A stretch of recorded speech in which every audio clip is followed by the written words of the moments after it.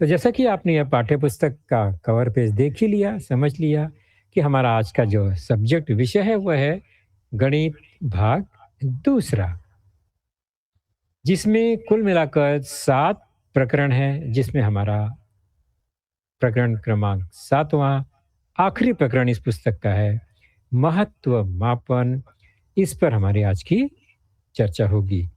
तो इस महत्व मापन में, मेंसुरेशन में 3D शेप्स के बारे में, उसके वॉल्यूम, उसके सरफेस एरिया के बारे में चर्चा होगी, जो कि बहुत ही इम्पोर्टेंट टॉपिक है एग्ज़ाम की दृष्टि से, परीक्षा की दृष्टि से। तो चलिए सीधे चलेंगे अपने इस आज के बहुत ही इंटरेस्टिंग टॉपिक की ओर। तो हमारी आज की चर्चा, जैसे मैंने पहले ही कहा, कुछ विभिन्न घन आकृतियों के पृष्ठफल और घनफल यानी surface area and volume of some 3 dimensional shapes, जिसमें प्रमुख कौन कौन से हैं आपने इन आकृतियों को देखिए और पहचानने का प्रयास कीजिए। कुछ घन है, क्यूब है, घनाभ क्यूबॉइड है, सिलेंडर है बेलन, और गोला या स्फीयर है, फिर साथ में शंकु, कोन भी है। ये सारी जो है 3 डायमेंशनल घन आकृतियाँ हमारे भूमिति ज्योमेट्री में गिनी जाती हैं।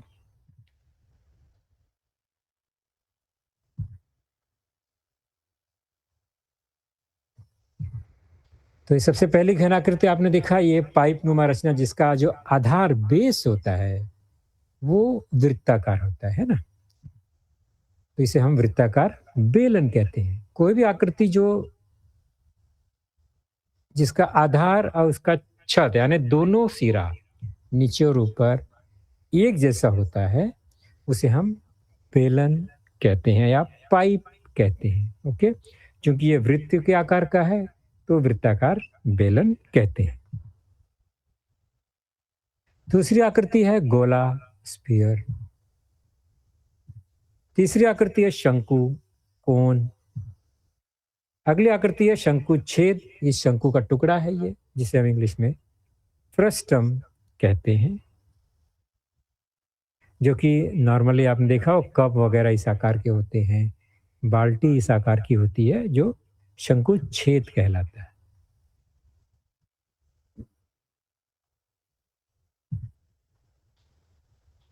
पिछली कक्षा 9वीं में हमने पृष्ठफल और घनफल की शुरुआत की थी। पृष्ठफल, जिसे एस अक्षर से दर्शाया जाता है, ये जो होता है घन आकृतियों के जो जितने भी पृष्ठ भाग होते हैं उसका क्षेत्रफल जो होता है, उस क्षेत्रफल को हम कहते हैं पृष्ठफल। ओके, तो क्योंकि वो पृष्ठभाग है और वह 2D आकृतियां होती हैं, तो उसका क्षेत्रफल पृष्ठफल कहलाता है।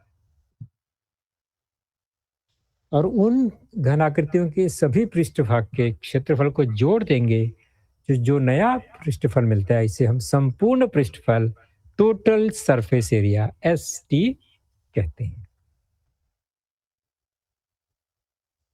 दूसरा है वॉल्यूम। तो वॉल्यूम का मतलब होता है किसी भी घन आकृति द्वारा अवकाश में घेरी गई जगह। कितना जगह घेरता है वह आकृति, या हम उसमें कितना हवा भर सकते हैं, वो पूरा जगह को हम उसका घनफल या आयतन भी कहते हैं। तो अवकाश में घेरी गई जगह को हम घनफल कहते हैं। मतलब उस पृष्ठ के सभी पृष्ठभाग द्वारा घिरी हुई जो जगह है वह वॉल्यूम या आयतन या घनफल कहलाता है। जैसे कि ये 3 आकृतियां आप देख रहे हैं। अब ये आकृति देख रहे हैं घनाभ, जिसमें हवा या धुआं भरा गया है, तो धुएं ने जितनी जगह घेरी है वह इस आकृति का वॉल्यूम या घनफल है। ठीक उसी तरह यह घन है, क्यूब। उसी तरह यह बेलन है, सिलेंडर। इसमें जितना यह पानी भरा गया या हम गैस भरा हुआ कहते हैं, तो जितना जगह उसने घेरा है इस पानी ने, वही इस आकृति का वॉल्यूम या घनफल या आयतन है। तो सबसे पहले आकृति घनाभ, घन, ये 2 आकृतियों हमने कक्षा 9वीं में इसका अध्ययन किया हुआ है, तो खाली केवल इसके सूत्र को देख लेते हैं। तो घनाभ होता क्या है? तो जिसका आधार क्या है? आयत। उसके सभी पृष्ठभाग कैसे हैं? आयताकार। देख लिया आपने, ये सभी 6 पृष्ठभाग है इसमें।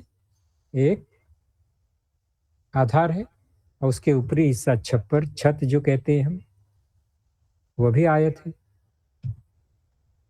सामने का पृष्ठभाग वह भी आयत है।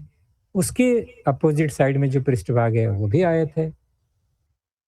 लेफ्ट साइड में, राइट साइड में, दोनों तरफ भी आयत ही है। तो प्रत्येक पृष्ठभाग आयत है और प्रत्येक पृष्ठभाग का सम्मुख पृष्ठभाग एक दूसरे के समान आकार का है, समान क्षेत्रफल का है। तो हम क्या करेंगे? इसका संपूर्ण पृष्ठफल कैसे निकालेंगे? तो जितने पृष्ठभाग हैं सभी के क्षेत्रफल को जोड़ देंगे तो संपूर्ण पृष्ठफल अपने आप ही मिल जाएगा। उदाहरण के तौर पर मान लीजिए आयताकार आधार है, उसकी लंबाई चौड़ाई कुछ इस तरह से है, एल और बी। उसी के ऊपर अब चूंकि एल के सामने एल, बी के सामने बी, आयत में ऐसा ही है। आयत का गुणधर्म है ये, सम्मुख भुजाएं सर्वांग सम। उसी पर हर कोर पर एक एक आयत खड़ा कर देंगे तो 4 आयत खड़े हो जाएंगे। उसकी लंबाई और चौड़ाई कुछ इस तरह से हो जाएगी। लंबाई एल पहले से ही है, एच जो उसकी ऊंचाई है वही इसकी चौड़ाई हो गई। दूसरी साइड में भी बी जो आधार है तो एच उसकी चौड़ाई हो गई। और क्षेत्रफल निकालने के लिए लंबाई गुणे चौड़ाई का प्रयोग करेंगे क्योंकि सब आयत ही है। तो जिसकी जो लंबाई और चौड़ाई है उसी को गुणा करके हम उसका क्षेत्रफल निकालेंगे।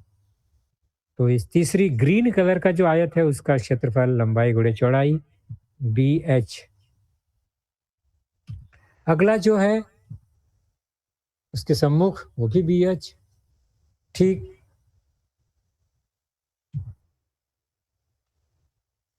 ऊपर छत जो है वो भी एल बी हो जाएगा और पिंक कलर के सामने वाला जो है वह एल एच हो जाएगा। इस तरह से सभी के सभी 6 पृष्ठभागों के क्षेत्रफल हमें मिल गए। उसे अलग अलग जोड़ देंगे अगर हम तो सब हो जाएगा संपूर्ण पृष्ठफल। तो घनाभ का संपूर्ण पृष्ठफल का मतलब होता है उसका प्रत्येक जो भी 6 के 6 पृष्ठभाग हैं और जैसा कि बता रहे हैं कि जोड़ी जोड़ी में है, 2-2 पृष्ठभाग समान होंगे। तो एल बी 2 बार, बी एच 2 बार, एल एच 2 बार है। सभी को जोड़ देंगे 2LB 2BH 2LH जोड़ने पर मिलेगा 2LB 2BH 2LH जिसमें 2 कॉमन है। तो यह एक नया सूत्र बन जाएगा LB plus BH plus LH गुणे 2। यह हो गया संपूर्ण पृष्ठभाग का क्षेत्रफल। यानी इस घनाभ की लंबाई, चौड़ाई और ऊंचाई अगर हमें पता है तो हम उसका संपूर्ण पृष्ठफल निकालने के लिए इस सूत्र का प्रयोग करेंगे। तो घनाभ का संपूर्ण पृष्ठफल ST total surface area is equal to 2LB plus BH plus LH। तो बहुत आसान सा यह सूत्र है। संपूर्ण पृष्ठफल किसका? घनाभ का। यही आकृति अगर घन होती तो फिर उसमें लंबाई, चौड़ाई, ऊंचाई सब एक ही होता। यानी एल है तो सभी एल होते। तो जहां जहां जो भी अक्षर है सब एल एल एल हो जाएगा। तो आसानी से हम घन का संपूर्ण पृष्ठफल प्राप्त कर लेंगे। आगे देखेंगे उसको। सबसे पहले हम घनाभ का ही बात करेंगे। तो आपने संपूर्ण पृष्ठफल देख लिया, अब हम देखते हैं घनफल। कोई भी पाइप नुमा रचना जिसका आधार और छत एक ही आकार का होता है तो उसका घनफल निकालने का एक सिंपल सा सूत्र है। उसकी आधार का क्षेत्रफल और उसकी कुल ऊंचाई का गुणा कर देंगे। तो घनाभ का घनफल मतलब उसके आधार का क्षेत्रफल और उसकी ऊंचाई। आकृति में ध्यान से देखेंगे तो एल बी उसका आधार है, एच उसकी ऊंचाई है। तो आधार का क्षेत्रफल हो गया एल गुणे बी और ऊंचाई है एच। एल बी गुणे एच हो गया एल बी एच। तो घनाभ का घनफल हुआ एल बी एच, लंबाई गुणे चौड़ाई गुणे उसकी ऊंचाई। और तीनों इकाइयां जो भी होंगी 3 बार गुणा होगा इकाइयों का, तो वो घन के रूप में आएगी, घन इकाई आएगी। सेंटीमीटर होगी तो घन सेंटीमीटर, मीटर होगा तो घन मीटर। इस तरह से ये घन इकाई होती है घनफल की। और पृष्ठफल की इकाई वर्ग होती है, क्योंकि वो क्षेत्रफल ही है, और क्षेत्रफल की इकाई हमेशा वर्ग इकाई होती है।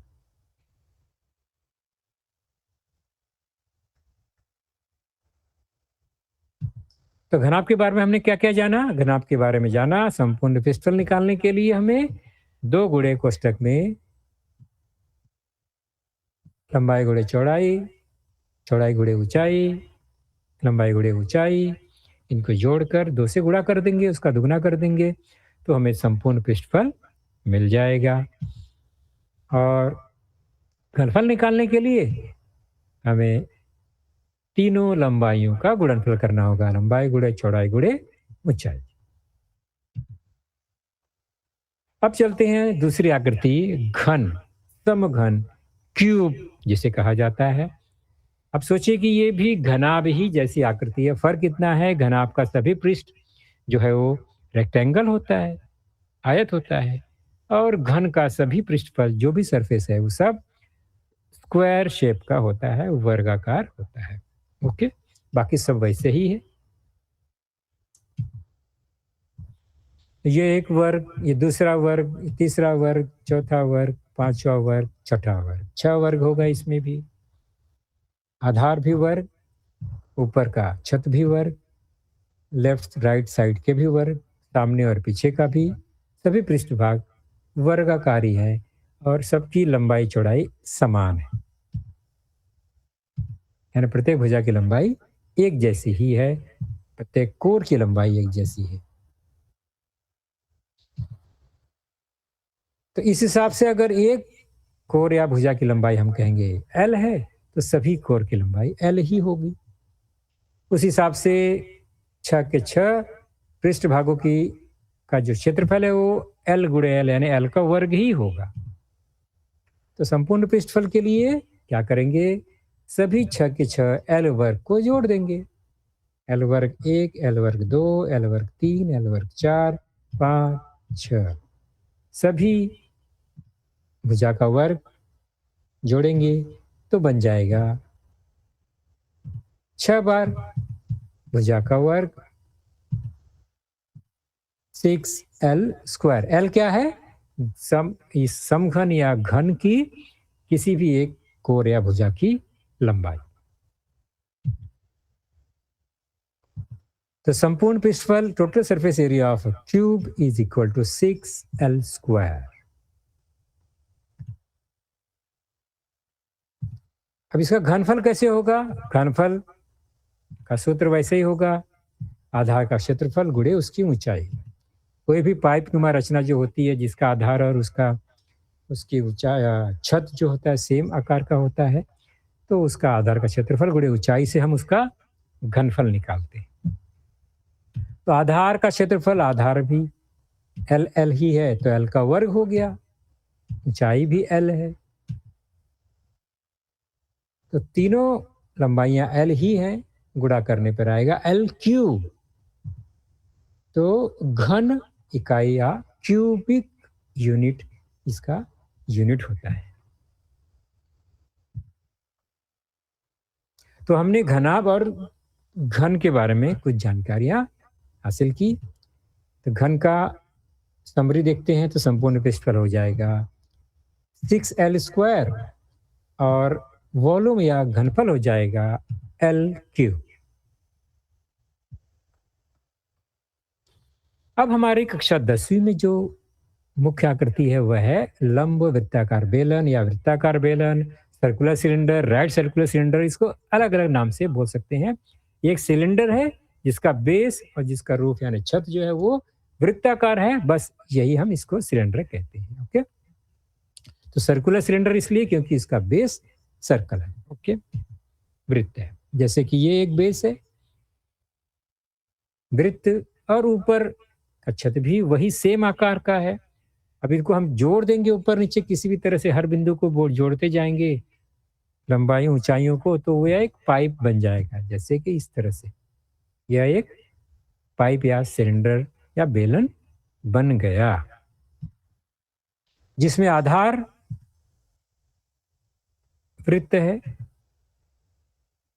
और ऊपर छत भी वृत्त है, तो दोनों की त्रिज्याएं या व्यास समान ही है। तो त्रिज्या मान लेते हैं आर है, तो दोनों का आर ही होगा, ऊपर हो चाहे नीचे। ओके, उसके बाद हम देखेंगे दोनों उस वृत्तों के केंद्र के बीच की दूरी को ही हम कहेंगे बेलन की ऊंचाई या बेलन की लंबाई, जिसे एच अक्षर से दर्शाते हैं। तो ऊंचाई चाहे उसके किनारे से हो दूरी, चाहे उसके केंद्र से हो दूरी, ये ऊंचाई समान ही होगी। लंब दूरी को ही ऊंचाई कहेंगे हमेशा। तो इस तरह से हम देख रहे हैं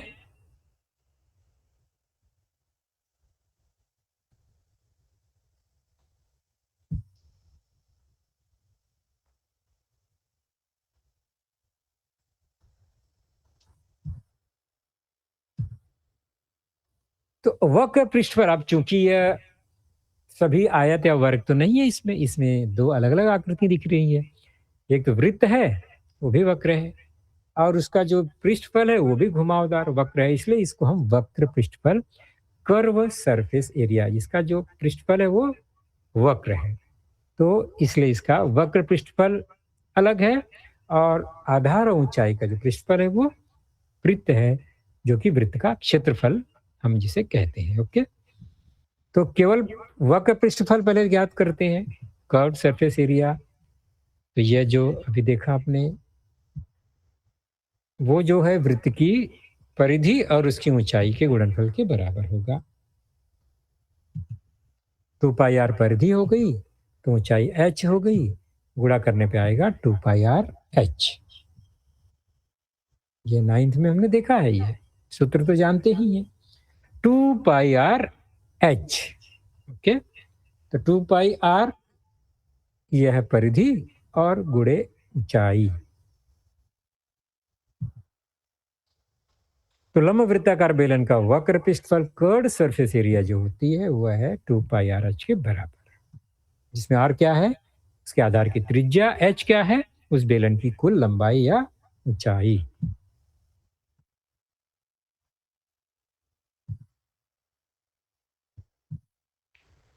अब इसी बेलन में त्रिज्या और ऊंचाई हमको पता ही है, आर और एच। ये एच हो गया। अब इसका संपूर्ण पृष्ठफल क्या होगा, ध्यान दीजिए, हमने अभी क्या निकाला, वक्र पृष्ठफल केवल।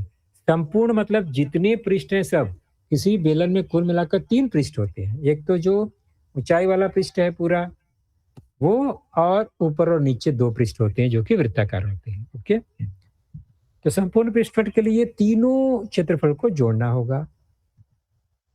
तो वक्र पृष्ठफल हमने पहले निकाल लिया, बचा हुआ दोनों वृत्त उसका क्षेत्रफल।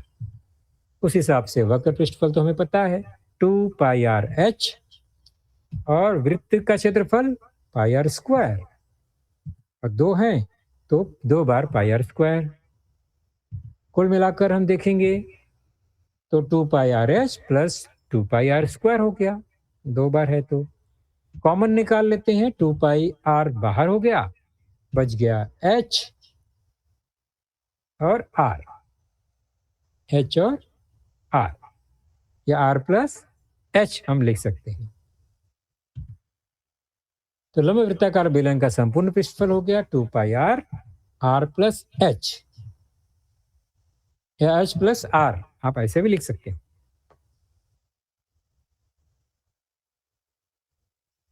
तो इसमें 2 पृष्ठफल है, ध्यान दीजिए, वक्र पृष्ठफल है, संपूर्ण पृष्ठफल है।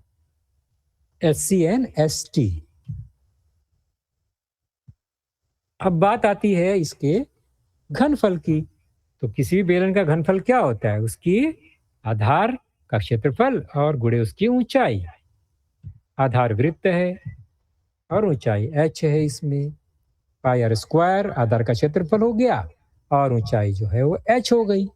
गुणा करने पे मिल गया पाई आर स्क्वायर h।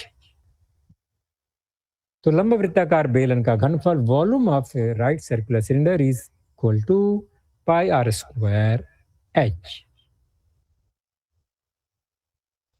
तो इस तरह से हमने सिलेंडर या सर्कुलर सिलेंडर के कर्व सरफेस एरिया और total surface area and volume of right circular cylinder को अभी देखा।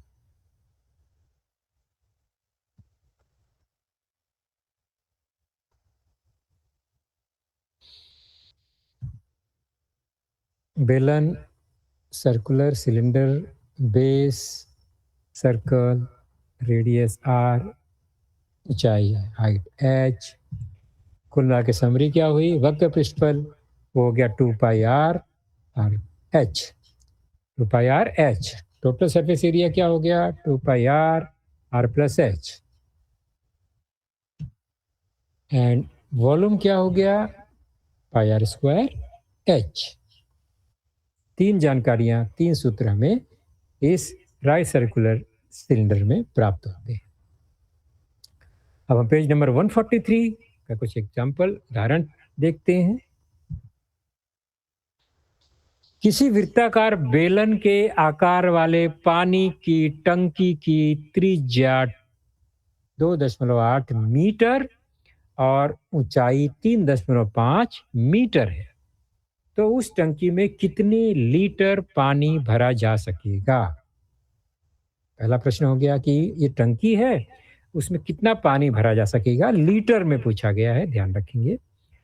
फिर एक व्यक्ति को प्रतिदिन औसतन 70 लीटर पानी अगर लगता है तो पूरी भरी हुई टंकी का पानी प्रतिदिन कितने व्यक्तियों के लिए पर्याप्त होगा?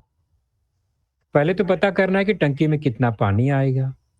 फिर अगर उस पानी में से 70 लीटर एक व्यक्ति इस्तेमाल कर सकता है, उसे 70 लीटर पानी लगता है एवरेज, तो इस हिसाब से 70-70 के हिसाब से कितने व्यक्ति उस पानी को उपयोग कर पाएंगे, ये हमें बताना है। तो पहले कुल पानी की मात्रा बतानी है, फिर कितने व्यक्ति उसका उपयोग कर पाएंगे ये हमें बताना है। पाई का मान दिया गया प्रश्न में 22/7 उपयोग में लाना है। शुरुआत करते हैं। सबसे पहले क्या दिया गया है? त्रिज्या दी गई है, वृत्ताकार बेलन की त्रिज्या और फिर ऊंचाई दोनों दिया गया है और पाई का मान भी दिया गया है। चलो शुरुआत करते हैं। तो हमने इसको लिख लिया, जो जो मान दिया गया उसको पहले लिखना है। उसके बाद क्या करना है? उसके बाद हमें पता लगाना है कितने लीटर पानी भरा जा सकेगा। लीटर की बात आएगी मतलब हमें पानी का घनफल आयतन ज्ञात करना है।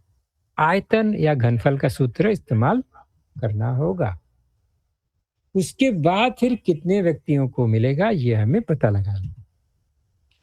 सबसे पहले पानी की टंकी की धारिता यानी उसका आयतन, वो कितनी क्षमता है उसमें धारण करने की, वो पता लगाना है। वो होगा घनफल, बराबर है। टंकी की धारिता मतलब बेलन के आकार की टंकी का घनफल, क्योंकि यह इकाइयां तो मीटर में है और घनफल निकालने के लिए पाई आर स्क्वायर एच इसका सूत्र लगता है। आर जो है 2.8 2.8 है, ऊंचाई 3.5 है, हमने सूत्र में रख दिया। पाई का मान भी दिया गया है प्रश्न में, वो है 22/7। कुल मिलाकर इस तरह से यह हमारा रूप हो गया इस समीकरण का। सरल करेंगे तो मिलेगा 22, 28, 28, 35। दशमलव चिन्ह को क्या करेंगे हम? सरल रूप में हर में ले जाएंगे बटे 10 करते, ताकि दशमलव बीच में परेशान न करे सरल करते समय। अब 7 से काटेंगे तो 28 या 35 किसी को भी काट सकते हैं। हमने 35 को काट दिया, 7 पचे 35 और ऊपर जो भी है उसका गुणा कर दिया। तो गुणा करने पे आएगा 86,240 बटे 1000। ओके? अब 1000 आ गया है। ये जो हो गया दशमलव लगा देंगे तो 86.240 3 अंकों के बाद दशमलव लगेगा। इतना घन मीटर, इकाई मीटर में है। ओके, तो धारिता मिल गई हमें 86.240 क्यूबिक मीटर। जबकि हमें पूछा गया है कि कितना लीटर पानी आएगा, तो यहाँ कन्वर्जन हमें पता होना चाहिए। एक घन मीटर में, एक घन मीटर की अगर टंकी है, मतलब 1 मीटर 1 मीटर 1 मीटर की इस तरह से टंकी है, तो उसमें 1000 लीटर पानी समाता है। तो एक घन मीटर बराबर 1000 लीटर होता है। तो उस हिसाब से 86.240 घन मीटर जो है वो गुणे 1000 वो हो जाएगा 86,240 मतलब 86,240 लीटर पानी उस टंकी में आएगा। तो पानी की टंकी में कितने लीटर पानी आ जाएगा? वो आएगा 86,240 लीटर। ये पहला उत्तर हो गया हमारा। अब 70 लीटर प्रति व्यक्ति के हिसाब से कितने व्यक्ति इस्तेमाल कर पाएंगे? तो व्यक्ति की संख्या निकालनी है। तो कुल पानी की मात्रा में हम एक व्यक्ति द्वारा उपयोग में लाए जाए पानी पे भाग दे देंगे, सिंपल। तो टंकी में 86,240 लीटर पानी भरा जा सकेगा, ये पहला उत्तर है हमारा। उसके बाद हम जब चेक करेंगे, एक व्यक्ति के लिए पानी है 70 लीटर, ये निर्धारित किया गया है। तो इतने लीटर पानी को हम क्या करेंगे? 70 से भाग दे देंगे। क्या मिलेगा हमें? 1232। 1232 व्यक्ति इस टंकी के पानी का उपयोग कर पाएंगे।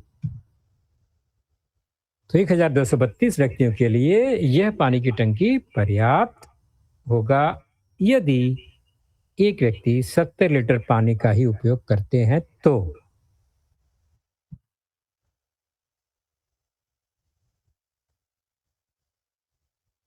अगली आकृति हम देखते हैं, वो है शंकु, राइट सर्कुलर कोन। अब देखिए, शंकु और सिलेंडर दोनों में अंतर होगा। सिलेंडर का मैंने बताया, या पाइप और सिलेंडर में समानता है, जबकि शंकु एकदम अलग है।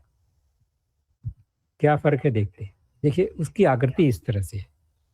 अंतर आपको साफ नजर आ रहा है कि बेलन में और शंकु में क्या फर्क है। बेलन में जो आधार है उसका छद भी वैसे ही होता है और वो एक ही समांतर शेप का चलता है, आधार और छत के। कोन में ऐसा नहीं है। कोन में आधार तो एक है फिक्स, कोई भी एक आधार हो सकता है। यहाँ पर वृत्त है, इसलिए इसको हम सर्कुलर कोन कहते हैं। और ऊपर की ओर या नीचे की ओर किसी एक ओर केवल एक बिंदु होगा उसके सेंटर में। तो ये शंकु का आकार इस तरह से होता है।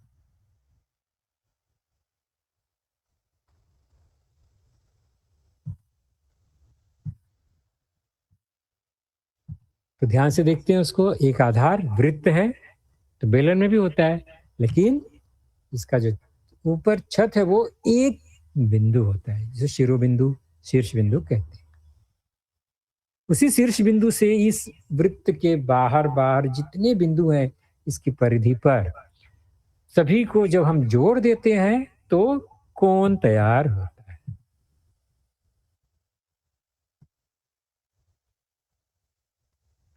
तो ये देख रहे हैं ना किस तरह से ये कोण तैयार हो गया। नीचे आधार फैला हुआ भाग है, जबकि ऊपर एक केवल बिंदु है। तो नीचे आधार है तो उसका एक व्यास होगा, उसकी त्रिज्या होगी, जिसे हम आर लिखेंगे। उसके बाद उसके केंद्र से उस लंब जो दूरी पर एक बिंदु है, उसे हम इसकी ऊंचाई कहेंगे। और इसमें एक तीसरी तिरछी ऊँचाई भी है ना? जिसे हम एल अक्षर से दर्शाएँगे।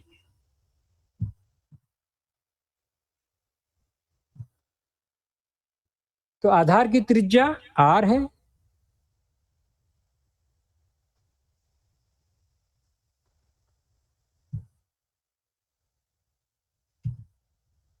उसकी ऊँचाई, शंकु की ऊँचाई को h अक्षर से दर्शाएँगे हमेशा। और तिरछी ऊँचाई को हम जो बोलेंगे, स्लैंट हाइट जो बोलते हैं हमको, तिरछी ऊँचाई l, उसको l अक्षर से दर्शाएँगे। तो इनमें संबंध क्या मिलता है? तो संबंध ध्यान से देखो आकृति को, तो एल, एच और आर जो ये लंबाइयाँ हैं, इससे एक त्रिभुज की रचना होती है, जिसमें एल जो है वो कर्ण के बराबर है ना? समकोण त्रिभुज बन रहा है। तो हमें संबंध मिलता है एल का वर्ग बराबर एच का वर्ग धन आर का वर्ग, पाइथागोरस प्रमेय के द्वारा। तो एल का मान अगर निकालना हो तो हमें एच का वर्ग धन आर का वर्ग का वर्गमूल निकालना होगा। तो करनी में एच का वर्ग धन आर का वर्ग हो जाएगा। इस तरह से हम एल या तिरछी लंबाई का मान निकाल सकते हैं। तो शंकु की तिरछी ऊंचाई बराबर एच का वर्ग धन आर का वर्ग का वर्गमूल।